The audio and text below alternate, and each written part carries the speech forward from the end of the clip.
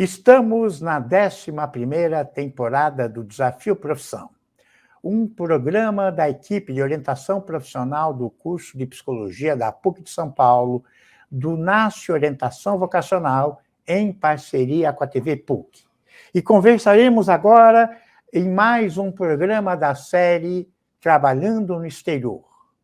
Agora vamos conversar com um economista que trabalha na Holanda, que é o Fernando Kleiman, que é graduado em Economia pela USP, mestre em Sociologia pela UNB e doutor em Engenharia de Sistemas e Serviços pela Delft University of Technology, na Holanda. É servidor público federal e professor da TU Delft, na Holanda, onde leciona nas áreas de gestão de tecnologia e aplicação de jogos sérios a cadeias produtivas. E eu agradeço a sua participação. E vamos iniciar por uma situação inusitada a respeito do trabalho no exterior. Oi, Silvio, tudo bom? Todo aí, pessoal que estiver na audiência aí, muito prazer, muito bom estar aqui hoje, agradeço o convite. Estava conversando com o Silvio aqui antes da gente entrar nessa transmissão, sobre um fato inusitado que eu acho que mostrou um pouco um conflito cultural no meu início de trabalho profissional lá na Holanda, que foi assim que eu comecei meu doutorado, em 2017, eu vinha do Brasil e vinha de uma tradição de demonstrar dedicação por hora de trabalho, né? Era um costume tentar ficar cada vez dias mais longos, né? Como se isso fosse uma forma de mostrar o meu compromisso com o trabalho que eu fazia. E um dia meu ex-orientador, era umas 7h30 da noite, chegou no meu escritório, bateu na porta, ele me pergunta: Fernando, o que você está fazendo aqui? E eu, muito confiante, muito orgulhoso, falei assim: não, tô trabalhando, né, professor, estou me dedicando. Ele: mas por quê? Eu falei: não, porque tem muitos textos que eu estou precisando ler, estou ainda nesse início de projeto, estou tentando melhorar o meu projeto, então tô dando essa carga extra para melhorar. Ele falou assim: mas você não se planeja bem? Mas como assim? Ele falou: não, porque se você trabalha longas horas é porque você não está conseguindo dividir o seu trabalho corretamente, né? E aquele foi o dia, Silvio, que para mim ficou claro uma diferença de cultura em relação à hora de trabalho, que obviamente é um certo privilégio também de poder, né, organizar a vida de uma maneira mais humana, mas que lá na Holanda não se valoriza essa ideia de você trabalhar por longas horas. Então, o importante é que você trabalhe nas horas corretas. Lá tem uma cultura de ir embora do escritório entre 5h30 e 6 horas da tarde, quando possível. Óbvio que algumas vezes você faz um pouco mais de serão, mas dentro do possível tentar trabalhar nessas horas, até para não puxar a barra para as outras pessoas, porque se todo mundo começa a ter essa cultura, é uma cultura que contamina. Então, ter um ambiente mais saudável, ter um ambiente controlado de horas de trabalho é algo que é muito valorizado lá. E a partir de então, eu comecei a tentar me planejar melhor e aí cumprir essas horas de uma maneira mais tranquila, para poder ter também uma vida pessoal. Isso é bem interessante que você está lançando mão, né? Porque realmente aqui nós estamos cada vez trabalhando mais. Aqui no Brasil, né? Então eu vejo pessoas que estão na universidade, como na PUC, por exemplo, nunca trabalharam tanto, né? O trabalho foi arrochado mesmo, e trabalho muito, muito, muito. E isso é geral, né? E realmente parece um sinônimo. Nós tivemos, essa semana passada, uma palestra com o Domênico De Masi, que apontou isso, quer dizer, as pessoas precisam começar a valorizar a vida fora do trabalho, a valorizar o lazer, porque, segundo ele, a perspectiva dele, vamos trabalhar cada vez menos para que todos possam trabalhar, né? Um comentário nisso, professor, se me permite, só que é isso, né? A gente percebe, hoje eu estou envolvido em pesquisa na área de tecnologia, e é muito claro, muito nítido para a gente que os ganhos de produtividade que a tecnologia trouxe nos últimos anos, eles são apropriados pelo capital, né? Então, assim, o exemplo que eu acho que é mais claro é a história do ChatGPT, que hoje está todo mundo falando, né? Da AI generativa, com linguagem neutra, que consegue fazer textos, que em teoria deveria reduzir a nossa jornada de trabalho, porque faz com que a gente seja mais eficiente. Então, a gente teria que trabalhar menos para entregar o que a gente já entrega. Ao invés disso, ela desemprega 4 pessoas, né? E aí você, que já trabalhava muito, vai trabalhar ainda mais, tentando sobreviver, sendo o único que permanece com o teu posto de trabalho. Então tem uma contradição aí, né? Falando em tecnologia, eu te apresentei que você trabalha, leciona tecnologia e aplicação de jogos sérios e cadeias produtivas. O que são jogos sérios? Quer dizer, existem jogos não sérios, parece. Explica para a gente. Boa pergunta, professor. É muito legal pensar nisso. Jogos sérios é um campo de pesquisa, né, internacional que hoje está se consolidando a respeito do uso de jogos para finalidades que vão além do entretenimento. Então, se você olhar historicamente, existem muitos jogos que a gente já usou e foram desenvolvidos com finalidades educativas, jogos voltados à saúde, jogos voltados à política, jogos voltados à tomada de decisão, né? Mas que eles não eram nomeados como... Eles, no máximo, tomavam uma dimensão de uma atividade, por exemplo, uma didática lúdica, né? Tinham outros nomes. E hoje existe uma confluência dessas várias matizes, né? Desses vários nomes para esse campo, que é um campo de jogos sérios. Então, se fosse resumir, seria essa ideia do uso de jogos para finalidades que não sejam apenas de entretenimento. E aí, em particular, essa aula que a gente tem desenvolvido hoje, lá eu estou na TU Delft, viu, professor? Até uma atualização aí. Eu estive durante um ano na NHL Steden e agora eu estou na TU Delft mesmo como professor. E aí uma das matérias que a gente leciona é essa matéria de uso de jogos para cadeias produtivas. Muito bem, vamos ver o início dessa trajetória. E aí, você eu te apresentei, fez Ciências Econômicas ou Economia na USP. Essa escolha foi tranquila, após o final do ensino médio? Como é que você chegou na economia? Qual que era a ideia original? Professor, na verdade, essa é uma história bastante complicada na minha vida, porque eu comecei fazendo administração pública, que eu achava que a minha vocação ia ser trabalhar nesse campo de administração pública, Estado, e aí fui fazer um curso, acabei conseguindo fazer uma transferência para a USP, para fazer um curso de administração de empresas, e à época eu fiquei muito decepcionado, porque o curso de administração de empresas era muito voltado para empresas grandes, empresas tradicionais. Então, a maioria dos métodos de aprendizagem, de técnica, de gestão, eles eram voltados para grandes empresas. E eu queria trabalhar com, no máximo, pequena empresa ou empreendedorismo, né? E foi nessas que eu conheci o professor Paul Singer, que era um economista da FEA. E por causa do professor Paul Singer, eu resolvi pedir uma transferência de curso. E fui para o curso de economia e acabei me formando. Dado que aqui é um programa sobre desafio profissões, eu confesso que eu fui conversar com o professor a respeito disso, na época que eu pensei nessa transição, e ele disse para mim assim, mas para que você vai mudar para a economia? Né? Você vai ter que engolir tanto ferro, é um processo tão difícil. E aí eu falei para ele, não, professor, mas o senhor é da economia, então acho que vai ser muito interessante para mim poder aprender melhor esse campo, né, de científico. Ele falou, não, mas o único curso sério de metodologia na USP é a filosofia. Você devia fazer filosofia. Eu falei assim, mas filosofia, depois para eu arrumar emprego, talvez vai ser mais difícil. Então, nesse momento, acho que eu preferi ficar com a economia e foi uma decisão, enfim, acho que hoje, olhando minha carreira profissional, foi uma decisão acertada. Muito bem. E aí, quer dizer, você tentou fazer as matérias ligadas à ideia do Paul Singer, economia solidária, né, que é um bastião, né? Exatamente. Tinha, na verdade, um conjunto de matérias obrigatórias no campo da economia, principalmente na parte de metodologia, que são muito importantes, né?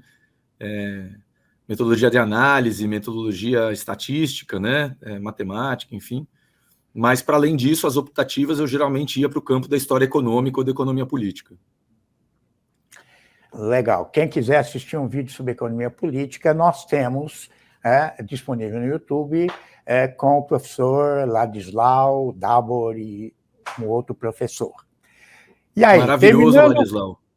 Terminando o curso, né, como é que foi sua trajetória? Fez estágios? Eu, na verdade, durante o meu curso de economia, junto com o professor Paul Singer, participei da incubadora tecnológica de cooperativas populares da USP, que era um projeto de extensão universitária para apoiar populações de baixa renda na organização de cooperativas, não só de baixa renda, mas também de baixa renda. E eu fiquei nesse projeto ainda durante a minha graduação, e quando eu terminei a graduação, fui contratado no projeto, numa perspectiva de extensão. Só que coincidiu esse trabalho, depois disso eu tive um trabalho também numa fundação que fica aí próxima da PUC, na Unitrabalho, fiquei lá durante 1 ano, como assessor do professor num programa nacional que existia na Unitrabalho de Economia Solidária, e aí houve a eleição do presidente Lula, o professor Paul Singer foi convocado a ser secretário nacional de Economia Solidária no Ministério do Trabalho, e me convidou para ser assessor dele, foi quando eu iniciei minha carreira no poder público. Então, em 2003, eu acabei indo para Brasília trabalhar com o professor Paul Singer, foi o meu passo inicial fora da universidade em termos de trabalho. Perfeito. E aí você ficou durante todo o governo? Fiquei. Aí o que aconteceu foi que em 2007, sentindo falta de uma reflexão mais crítica, eu resolvi, junto com o trabalho, realizar o meu mestrado, e aí eu tive o apoio da professora Cristiane Girard, no Departamento de Sociologia da UNB, que me recebeu. Tive como objeto de estudo no meu mestrado a usina Catende, que é uma usina que entrou em falência em Pernambuco, onde 5.000 trabalhadores assumiram essa usina em autogestão. Foi o tema da minha dissertação de mestrado, que tinha a ver também um pouco com o trabalho que a gente realizava na Secretaria Nacional de Economia Solidária. Em 2008, professor, eu resolvi prestar uma prova para ser especialista em política pública e gestão governamental, que é uma carreira de Estado à época do Ministério do Planejamento, Orçamento e Gestão, que eram as 3 áreas juntas, né? E eu passei nesse concurso e aí me tornei servidor público como especialista em políticas públicas. E aí, como é que você chegou na Holanda? Aí, durante esse meu processo de trabalho no governo, eu fui me envolvendo cada vez mais com diversas áreas, porque por ser um servidor público, eu tinha uma flexibilidade grande de transitar entre diferentes políticas. Então, por exemplo, eu trabalhei no Ministério do Desenvolvimento Social, tanto com o programa Bolsa Família, como com o programa Brasil Sem Miséria. Eu fui assessor, uma época muito, muito rica profissionalmente da minha vida, fui assessor do secretário executivo Rômulo Paes, da Lete Sampaio, e depois eu fui assessor da ministra de Estado, a ministra Tereza Campelo. Então foram espaços que eu aprendi muito profissionalmente em termos de trabalho. Eu me envolvi no programa Brasil Sem Miséria, na formulação daquele programa que tirou milhões de pessoas, né, da fome no Brasil, que à época conseguiu tirar o Brasil do mapa da pobreza, apesar de agora a gente ter retornado, mas à época a gente tinha conseguido sair do mapa da fome, né, da extrema pobreza mundial. E aí depois eu trabalhei na SUPAR, que é a Subchefia de Assuntos Parlamentares, e por fim eu fui para a Escola Nacional de Administração Pública, onde ajudei a criar o Genova, que é o Laboratório de Inovação em Políticas Públicas. E ali eu comecei a me envolver com muitas outras iniciativas na área de inovação, de criatividade, né? E fui ficando interessado em aprofundar isso, quer dizer, que metodologias e que diferentes técnicas a gente pode aplicar no Estado para fazer desenvolvimento de políticas públicas.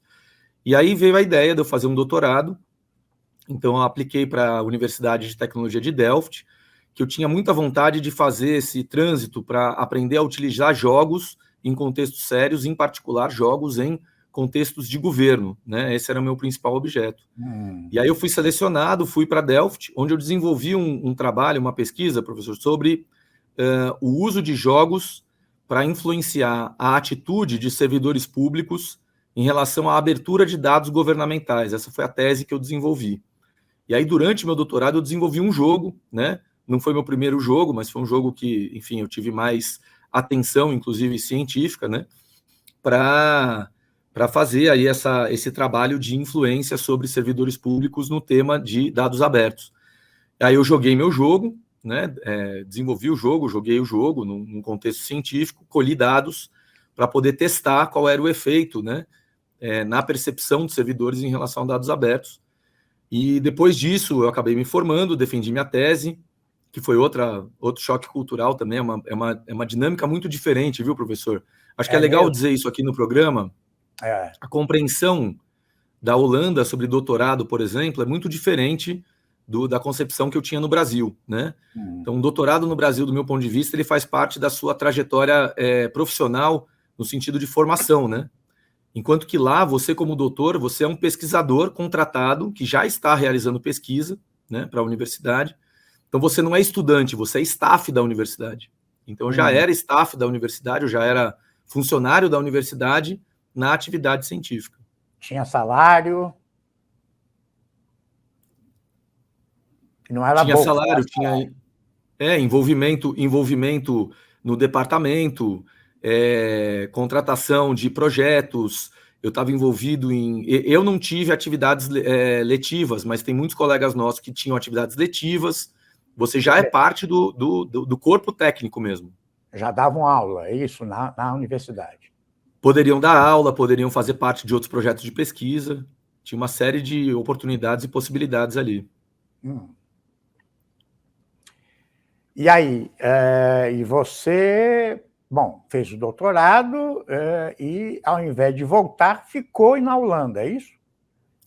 Aí eu estava num contexto de pandemia, né? Era 2021, quando eu estava terminando meu doutorado. Aí, no contexto de pandemia, houve uma oportunidade de trabalhar remoto para uma universidade no norte da Holanda, que ficava longe do lugar onde eu morava, eu e minha esposa. E eles tinham um curso fantástico. Essa é a NGL Steden, né? A NHL Steden, que é uma universidade de ensino técnico, né? A Holanda tem essa separação muito clara entre o ensino técnico voltado para mercado e o ensino científico voltado para pesquisa. E aí eu fui dar aula. Diga. Não, eu perguntei, esse ensino técnico é dado em quantos anos? É menor? Também são cursos de 4 anos, mas, por exemplo, economia não é considerado um curso não necessariamente é considerado um curso de universidade. Se você vai vir economista para aplicar economia no mercado, você pode fazer uma faculdade técnica e arrumar um emprego, né? Medicina também tem cursos no ensino técnico, para você virar um médico de família, por exemplo. Direito, quem é operador do direito, também faz o ensino técnico, porque não vai virar um acadêmico que pesquisa direito, vai virar um aplicador do direito. Então, eles têm uma separação um pouco diferente na formação profissional. E aí eu fui dar aula no mestrado de jogos sérios.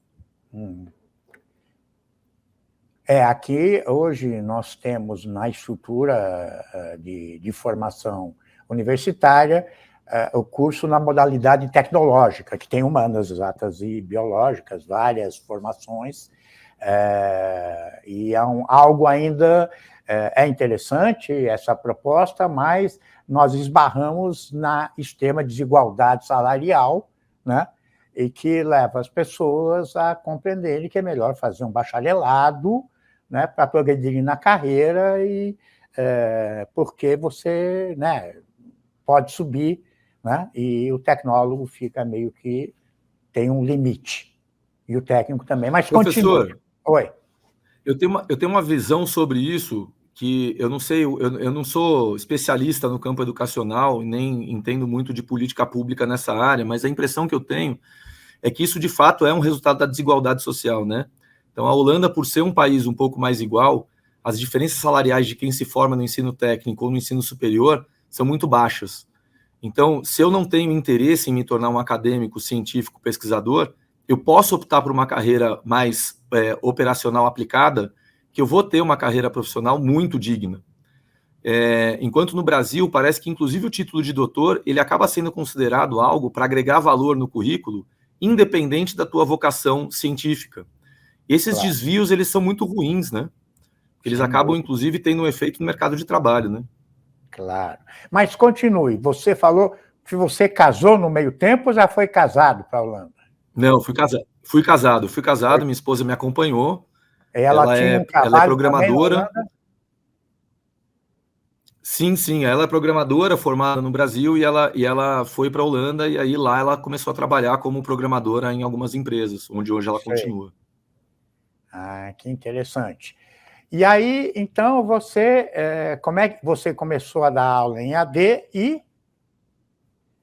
agora... E aí o que aconteceu foi que quando começou a ter o retorno para o físico presencial, era muito distante para mim, que, enfim, era uma viagem de quase 3 a 6 horas que eu tinha que pegar para ir até a faculdade.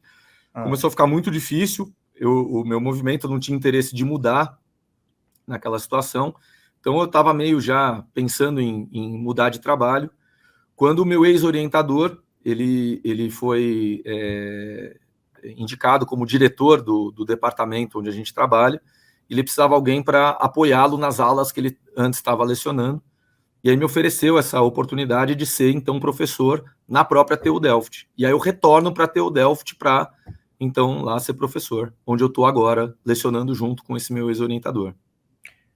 Visto, como é que é? Você tem um visto de permanente?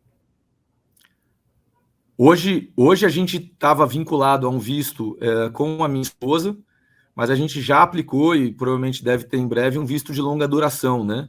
Sei. Na Holanda, por você estar há mais de 5 anos, você passa a ter o direito de aplicar para esse visto de longa duração, o que te garante uma estabilidade um pouco maior em termos profissionais.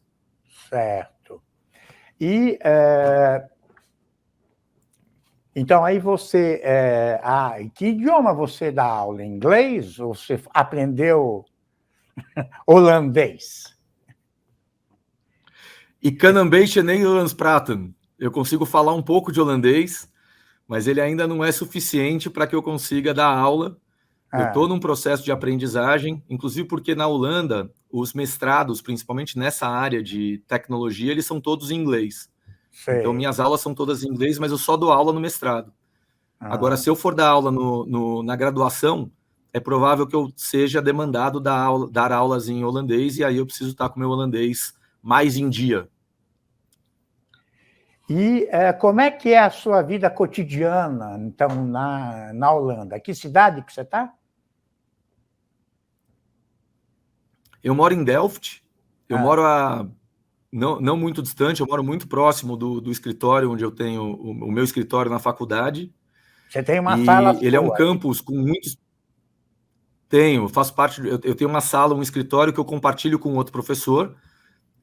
Aliás, isso é muito interessante, a estrutura lá é muito boa para trabalho, que todos os professores têm uma sala própria, inclusive os doutorandos também têm salas, né? Então existe uma sala para o doutorando para desenvolver sua pesquisa. Eu tive sala durante meu doutorado todo.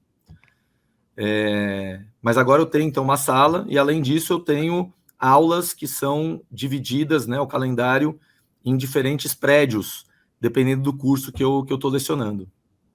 Que você dá ciências econômicas em outros cursos além da Faculdade de Economia, é isso? Eu hoje não estou lecionando em ciências econômicas, professor. Hoje eu estou lecionando em gestão de tecnologia. Verdade. Então, contraditoriamente, eu retornei lá para o meu curso original de administração e estou hoje lecionando na área de gestão de tecnologia, lecionando sobre cadeias produtivas, mapeamento de cadeia, notação de processos produtivos. E eu tenho um dos cursos que a gente comentou no começo, que é o curso de jogos para cadeias produtivas. Certo. Mas você dá isso em várias unidades, significa no mesmo curso ou em cursos diferentes? Foi isso que eu quis saber. Eles têm uma estrutura matricial, onde alunos de diferentes programas de mestrado podem cursar matérias de outros programas como optativas. Então, eu acabo tendo mais alunos que são do mestrado em gestão de tecnologia, mas existem alunos também do curso de sistemas complexos, do curso de logística e transporte, do curso de, inclusive, engenharia aeroespacial, às vezes participam dos cursos que a gente realiza. E quais são os aspectos que pegam ao trabalhar no exterior? Quais são as dificuldades? Quais são os problemas que você enfrenta? Professor, eu particularmente, pessoalmente, encontro 3 problemas, eu acho que são muito claros para mim. O primeiro é uma questão de bagagem cultural, né? Eu acho que a atividade letiva, ela passa muito pelo uso de metáforas, pelo uso de exemplos, né?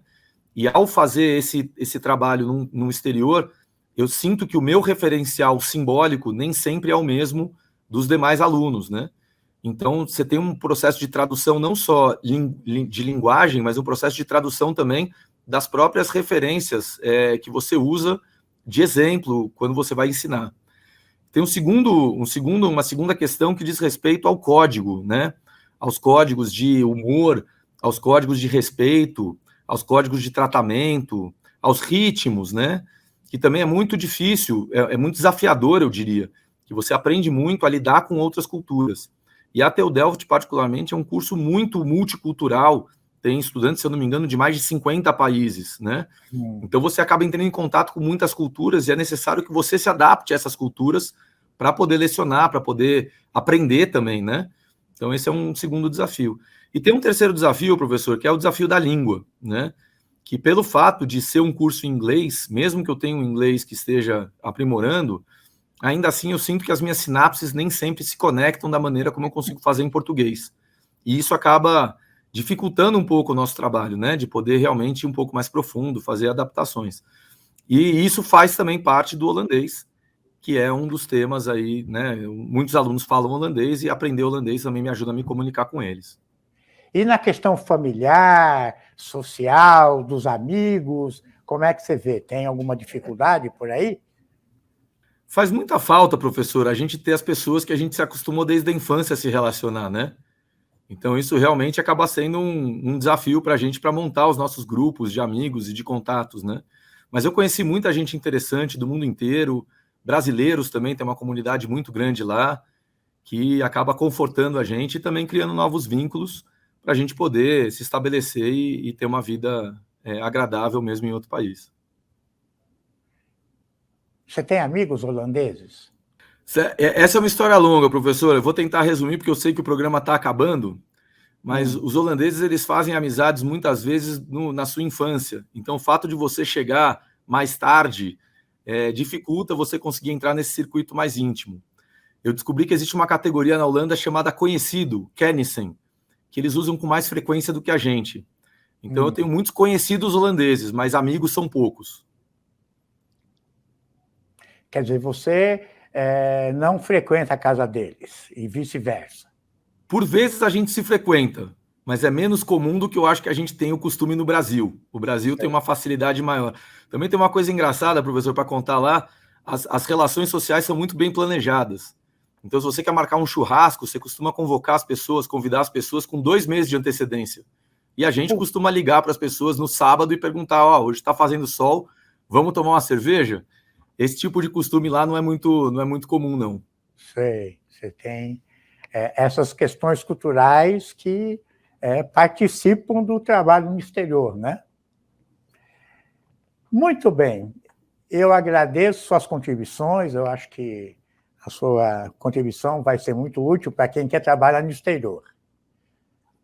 E até o próximo Desafio Profissão.